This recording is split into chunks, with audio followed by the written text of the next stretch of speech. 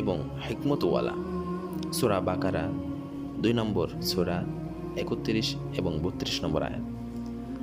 আমরা আলোচ্য আয়াতগুলোতে দেখতে পাচ্ছি যে আল্লাহ আদমকে আরবি ভাষা শিখিয়ে পৃথিবীতে পাঠান, এমন কোনো কথাই সেখানে নেই। সম্পূর্ণ অর্ধহীন একটি অভিযোগ নাস্তিকরা করছে।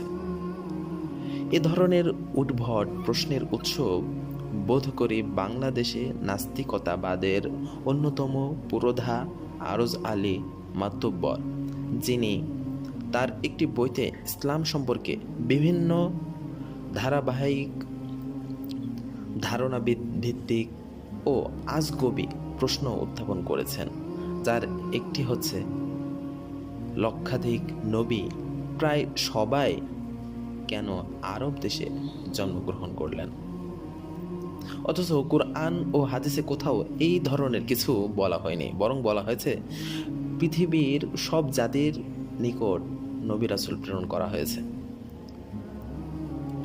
কুরআন বা হাদিস কখনোই এমন উদ্ভট দাবি করেননি যে আদম আলাইহিসসালাম আরবিভাষী বা আরব ছিলেন। আদম আলাইহিসসালাম তো অনেক আগের মানুষ। নবী মুহাম্মদ সাল্লাল্লাহু আলাইহি সাল্লাম এর পূর্বপুরুষ ইসমাইল আলাইহিসসালাম এর সম্পর্কেও হাদিসে বলা হয়েছে যে তিনি